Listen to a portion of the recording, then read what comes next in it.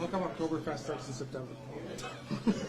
I don't know. It's a great question. Tradition, I guess. I don't know. I'm not sure. Leon, in the grand pursuit of a defensive game that you guys know you can win with, it's not like you're trying to do something you haven't done before. At the tail end of last year, your guys' game was there. So I guess maybe what's the key to capturing that at the start of the season?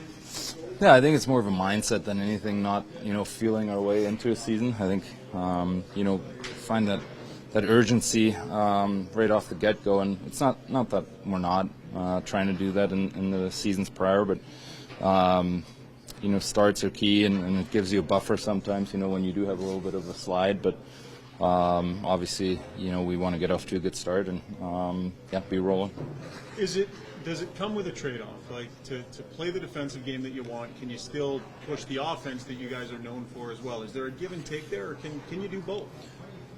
Well, I mean, we can't change our game, There's a lot of reasons why we've made it to the conference finals and the second round because of how good of an offensive team we are. You can't lose that.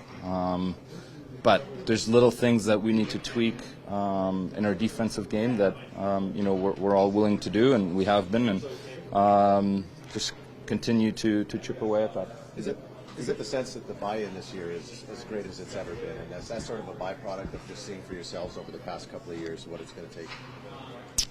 Yeah, I mean, I think the buy-in's always been there. The last years, maybe this year, there's a little more pressure from the outside, maybe, but within our group, I think we know how good of a team we can be and how good of a team we want to be, and just like I said, get off to a good start. Continue to chip away in preseason here and find our game, and then come out of the gates with some good efforts.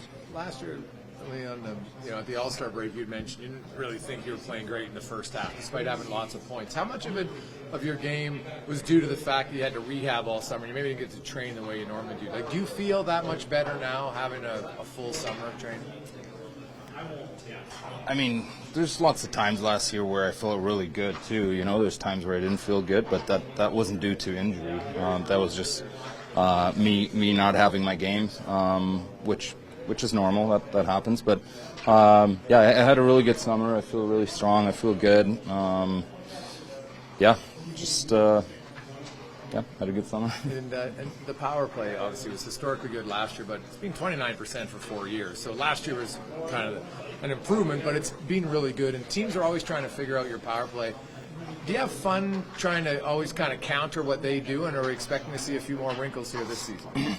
Yeah, for sure. I think there's certain things that we're good at and that we don't want to change and continue to do, but there's certain things that you're always trying to adjust to, and teams are obviously, they're well aware of what we're capable of, so we're going to get everyone's best at all times. So we're up to that challenge. We enjoy that challenge, and we also enjoy coming up with new things. Did you notice a difference? Connor shot the puck more in the power play than he ever had. You guys are 1-2 in goals.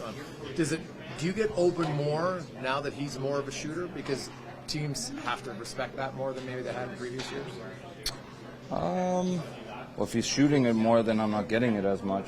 So. Well, no, it's funny. Your shots actually, your whole unit actually was just shooting more. Yeah, no, we got amazing players on our power play. I think everyone can shoot the puck. Everyone can pass.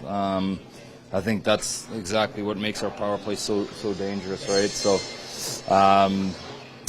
sometimes you need these shots to break teams down, and it's something that we probably don't get enough credit for, is how hard we work at getting pucks back and create chances off of that. So sometimes you just need a shot to break them down, and I think we got the right pieces in place for that as well. So your power play's been so good for so long. Is it kind of a luxury that you have that, or is it so interwoven into who this team is that it's a necessity now? Could this team win with a middle-of-the-pack power play? I mean, I don't know. I'm sure you can, but you need something on your team that you're really, really good at. Otherwise, you're not winning. Our power play is a weapon. It's not something that we want to change. We want to round the other parts of our game out, certainly, but the power play is definitely a weapon that we're proud of, that we work extremely hard at. And in a game of hockey, there is power plays. When a team takes penalties, you you're going to try and capitalize on it. So it's something that we're proud of and take pride in. Leon, you've lost a couple of guys, mainly because of the cap. That means opportunity for younger players. I'm wondering what you've seen so far from Dylan Holloway and Philip Broberg as they try to make this next step in their career. Yeah, they look good. I think they've both looked really good in the games and in practice too. They seem more confident. They seem like they're more themselves. Sometimes it takes a little bit with younger players. So, two great kids. They work extremely hard at their game and obviously try their best to become full-time NHL players. So, very happy to have those two.